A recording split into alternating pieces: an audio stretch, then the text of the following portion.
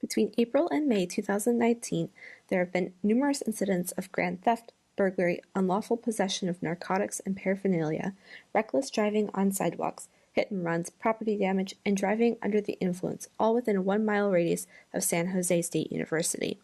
When thinking of street-adjacent life, it is important to consider the role of safety and law enforcement in these streetscapes. Team enforcement poses the question, how does enforcement's perceptions of safety map onto interactions of physical street space and patterns of street-adjacent behavior? We collect data from interviews and ride-alongs with university police, crime statistics, photography, videography, and semi-structured observations to understand law enforcement's view of their roles in streetscapes in San Jose. We found 5 main themes in our analysis: situational awareness, impacts of infrastructure, culture shock, enforcement discretion, and judgmental impairing substances. Officers also value their educational role in the local community, and we pose possible design futures around how these ideas of education and community may be changed by the presence of semi-autonomous vehicles in the near future. Situational awareness, or rather the lack thereof, was a high concern for the officers we interviewed.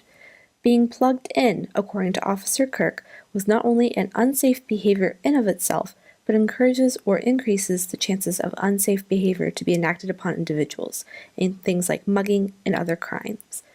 Officer Kirk also expressed particular concern for jaywalking, or when pedestrians cross active streets in unsanctioned ways and at unsafe times, and how this unsafe behavior seemed combined with a lack of situational awareness for both pedestrians jaywalking and motorists driving in the streets.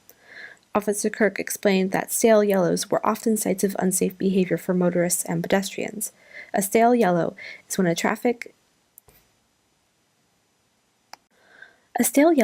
yellow traffic light is about to turn red and motorists decide to push to go through the light anyway, sometimes not fully clearing an intersection before the light turns red.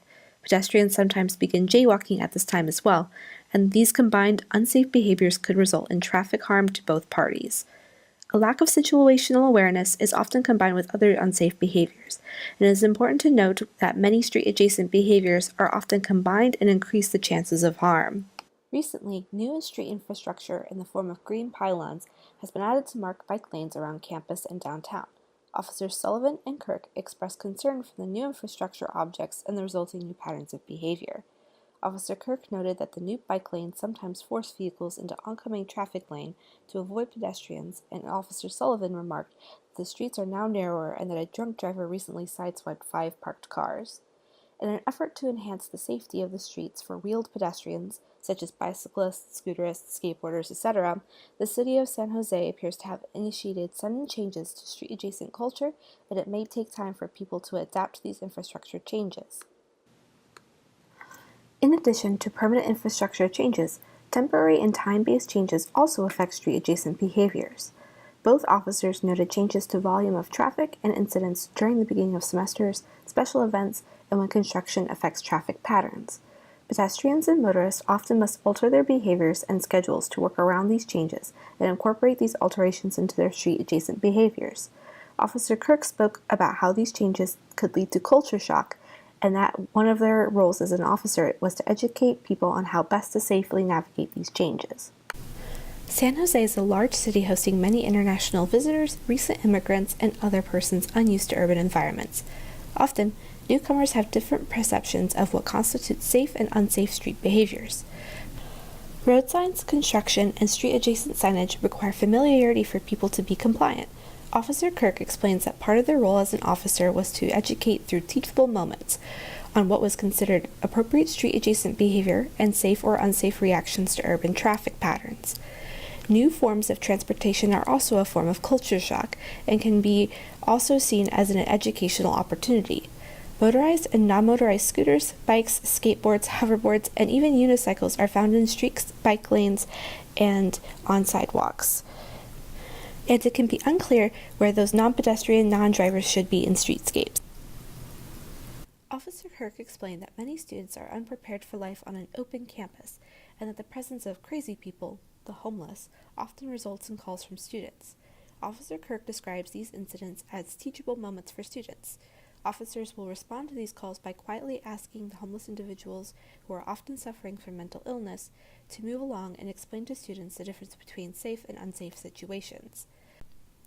Sometimes Officer Kirk would find these students harassing homeless persons around the campus, either actively by antagonizing them or passively by lacking situational awareness, being plugged in, and not seeing the person and running over them with their bikes, skateboards, or scooters. While Officer Kirk viewed such interactions as teachable moments or educational opportunities and community outreach, Officer Sullivan, an SJSU alumna, referred to homeless persons and others as riffraff and as a possible unsafe presence on and around campus. It seems ideas related to culture shock vary among enforcement. Officer Kirk described the difference between the literal language of a law and an officer's interpretation of a law given a specific situation. When Officer Kirk spots unsafe or illegal behaviors, it is often up to them to decide if the infraction requires enforcement intervention. This is usually followed by a series of steps: pulling over the offending party, discussing with the detainee why they are doing the unsafe or illegal behavior, assessing whether the detainee knows that the behavior is wrong, checking their past records, and if the record is fairly clear of past infractions, this can become a teachable moment. Teachable moments, according to Officer Kirk, are opportunities to strengthen relationships between enforcement and campus community. It would reflect poorly on the department to always cite unsafe or illegal behaviors or activities. Officer Kirk linked culture shock and sheltered students to the unsafe behaviors around alcohol and drugs. These students are often experiencing a new degree of freedom and are not as well versed in regulating their behavior in street-adjacent environments. Alcohol and drugs impair judgment and negatively affect situational awareness. Officer Sullivan also discusses the 2 a.m. tornado of unsafe behavior when frat parties spill out into downtown streets. Students moving in between streets and parties and under the influence can be hit by vehicles. There's a temporal element associated with these behaviors. At night, when downtown bars close, patrons transition to pedestrians and often become unpredictable. Fights break out on sidewalks and move into streets and traffic. Both pedestrian and vehicular must move out of the way of these people. Officers link the unpredictability to poor decisions, leading to various unsafe behaviors when these substances affect streetscapes. The UPD officers we spoke with expressed value in building and maintaining positive educational relationships with the community. Currently, UPD participates in tabling at campus events, but there is little student interest in approaching these officers at these events. Officers attempt to provide campus communities with information around safe and unsafe behaviors, and Officer Kirk mentioned that they would like to draw a bigger crowd and have more time to educate the campus community, perhaps by becoming more involved in student life on campus. Officer Kirk spoke to one of our researchers about safety campaigns occasionally done by UPD as one of the ways enforcement tries to curtail unsafe behaviors and educate the community. When an unsafe behavior becomes particularly prevalent, UPD will focus on dissuading these behaviors by increasing enforcement. For example, setting up speed traps to pull over and possibly cite more motorists speeding or running red lights. As we think of impacts of semi-autonomous vehicles, we might ask ourselves how the presence of these vehicles would change these ideas around community, relationship building, education, and safety for enforcement. For a possible design future, we wonder what role semi-autonomous or driverless vehicles operated by UPD might play in a safety campaign around jaywalking, a particularly unsafe and endemic behavior according to Officer Kirk.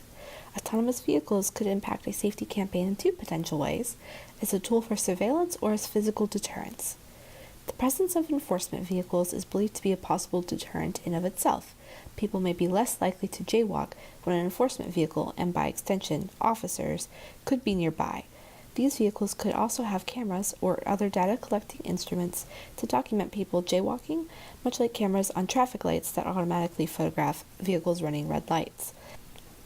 This could help capture jaywalking and offer a more consistent way to issue citations or reprimands, hopefully leading to less jaywalking overall in certain prime locations downtown and campus adjacent. When asked about the possible role of autonomous vehicles, Officer Kirk responded with some optimism. If some of their enforcement tasks could be automated by these vehicles, there could be more time and energy to dedicate to community outreach and education. Officer Sullivan, however, did not express much enthusiasm over the possible future role of autonomous vehicles in enforcement. Officer Sullivan equated autonomous vehicles with AI and stated, "Human error is a natural thing and I cannot imagine AI fixing problems. Someone still has to run it." Officer Sullivan did not want to be personally involved with using this technology or anything similar. As we look into possible design features around autonomous or driverless vehicles, whether used directly by enforcement or not, we must consider that there will be mixed opinions and periods of adjustment, similar to the culture shock mentioned by Officer Kirk. Culture shock manifests as changes to patterns and elements of unpredictability from people interacting with streetscapes. There are important notes to consider future research for autonomous vehicles. Thank you for watching our video. We would like to thank UPD for participating in our research and offering us interviews and ride-alongs, Dr. Melissa Sefkin and Dr. Jan English-Lewick for making this research possible.